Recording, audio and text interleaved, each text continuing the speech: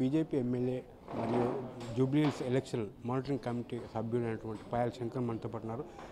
అన్న, ఇప్పుడే వెళ్ళి మీరు ఈసీని కలిశారు. ఎందుకు కలిశారు? కారణం ఏంటి? నిన్న రాష్ట్ర ముఖ్యమంత్రి గారు ఈ తెలంగాణ ప్రజలను భయపెట్టే విధంగా, భయభ్రాంతులకు గురి చేసే విధంగా వాళ్ళు మాట్లాడుతున్నటువంటి మాటలు ఒకటి రెండు కాదు. ఒక పక్క ఈ దేశానికి అప్రతిష్ట పాలు చేసేటటువంటి మచ్చ ఉన్నటువంటి ఒక వ్యక్తికి మంత్రి పదవి కట్టబెట్టి, మరోపక్క భారత సైన్యం మనోభావాలను వారిని కించపరిచే విధంగా పాకిస్తాన్కు మద్దతుగా మాట్లాడినటువంటి మాటలు దేశ ప్రజలంతా కూడా ఈరోజు బాధపడుతూ ఉన్నారు.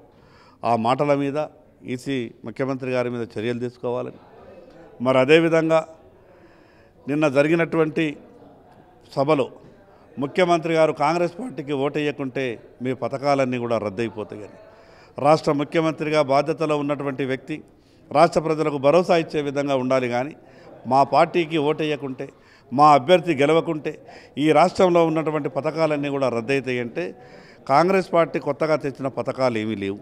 కానీ ప్రభుత్వం ద్వారా ప్రజలకు వచ్చేటటువంటి పథకాలను రద్దు చేస్తామని భయభ్రాంతులకు గురి చేయడం అంటే ఇది ఎన్నికల నియమావళిని ఉల్లంఘించడం అవుతుంది. కాబట్టి దీని మీద చర్యలు తీసుకోవాలని ఈరోజు భారతీయ జనతా పార్టీ ఎంపీలు, ఎమ్మెల్యేలు, ఎమ్మెల్సీలు కలిసి ఎన్నికల కమిషన్కు ఫిర్యాదు చేయబోతున్నాం.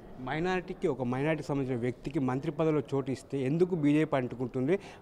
మైనార్టీ మీద ఉన్న కోపమే బీజేపీ అక్కసు వెళ్ళబోతుందని చెప్పి కాంగ్రెస్ ప్రచారం చేస్తుంది. ఎట్లా? మేము ఏ వర్గానికి సంబంధించిన వ్యతిరేకికి మంత్రి పదవి ఇచ్చినా మేము దానికి వ్యతిరేకం కాము. స్పష్టంగా అక్కడ ఉప ఎన్నిక జరుగుతున్నటువంటి సందర్భంలో కేవలం ఒక వర్గం ఓట్లను ఆకర్షించడానికి మాత్రమే ప్రభుత్వం చేస్తున్నటువంటి చర్యగా భావిస్తున్నాం. ఎన్నికలు జరుగుతున్నటువంటి సమయంలో ఏ రకమైనటువంటి ప్రలోభాలకు గురి చేసేటటువంటి హామీ ఇవ్వరాదు, దాన్ని అమలు చేయరాదు.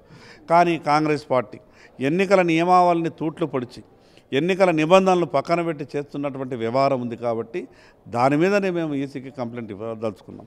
బీజేపీ అభ్యర్థి గెలిచినా కానీ అభివృద్ధికి నోచుకోదు జూబ్లీహిల్స్లో, కాబట్టి కాంగ్రెస్ అభ్యర్థికి ఓటే అని చెప్పి కాంగ్రెస్ ప్రచారం చేస్తుంది. ఎట్లా? 1,67,000 కోట్ల రూపాయలతో ఈ రాష్ట్ర రాజధాని హైదరాబాద్ నగరాన్ని అభివృద్ధి చేసినటువంటి ఘనత భారతీయ జనతా పార్టీ. ఈరోజు రాష్ట్ర బడ్జెట్లో చిల్లి గవ్వలేదు. ఏమైనా ఈ హైదరాబాద్ నగరం అభివృద్ధి కావాలనంటే కేంద్ర ప్రభుత్వం తీసుకొచ్చేటటువంటి నిధులతోనే తప్పితే ఈ రాష్ట్ర ఖజానా పూర్తిగా ఖాళీగా ఉన్నది. ఇప్పటికే 1,67,000 కోట్లు పెట్టడమే కాకుండా దాదాపు 32,000 కోట్లు ప్రతిపాదనలు సిద్ధంగా ఉన్నాయి. మరి ఈరోజు భారత ప్రభుత్వం నరేంద్ర మోడీ గారి నాయకత్వంలో ఇక్కడ హైదరాబాద్ నుంచి ప్రాతినిధ్యం వహిస్తున్న సికింద్రాబాద్ నుంచి కేంద్ర మంత్రి కిషన్ రెడ్డి గారు, అదేవిధంగా బండి సంజయ్ గారి నాయకత్వంలో ఈరోజు తెలంగాణ రాష్ట్రానికి 12 సంవత్సరాలలో 12 లక్షల కోట్ల రూపాయలు వస్తే దాంట్లో 1,67,000 కోట్ల రూపాయలు ప్రత్యేకంగా హైదరాబాద్ చుట్టుపక్కల ప్రాంతాలకు అభివృద్ధికి నిధులు వచ్చినాయి. ఇదే అభివృద్ధికి నిదర్శనం. ఆ రెండు రాజకీయ పార్టీలకు గతంలో జూబ్లీహిల్స్ ప్రజలు అవకాశం ఇచ్చారు. టీఆర్ఎస్ 10 ఏళ్ళు పాలించింది, కాంగ్రెస్ 2 ఏళ్ళుగా ఈ రాష్ట్రాన్ని పాలిస్తున్నది. అయినా అక్కడ జూబ్లీహిల్స్లో ఒరిగిందేమీ లేదు. కాబట్టి జూబ్లీహిల్స్ ప్రజలంతా భారతీయ జనతా పార్టీ వైపే మొగ్గు చూపుతున్నారు. అజారుద్దీన్ అనే వ్యక్తి క్రికెట్లో ప్రాతినిధ్యం వహించాడు, అనేక విజయాలు తీసి దేశానికి పేరు తెచ్చారు. అలాంటి వ్యక్తికి మంత్రి పదవి ఇస్తే బీజేపీ ఎందుకు ఇట్లా అంటుందని చెప్పేసి అంటున్నారు. ఆయనకు దేశద్రోహం అనే పేరు పెట్టారు. ఎందుకు ఇట్లా అంటున్నారని చెప్పి మేము ఎక్కడా పేరు పెట్టలేదు.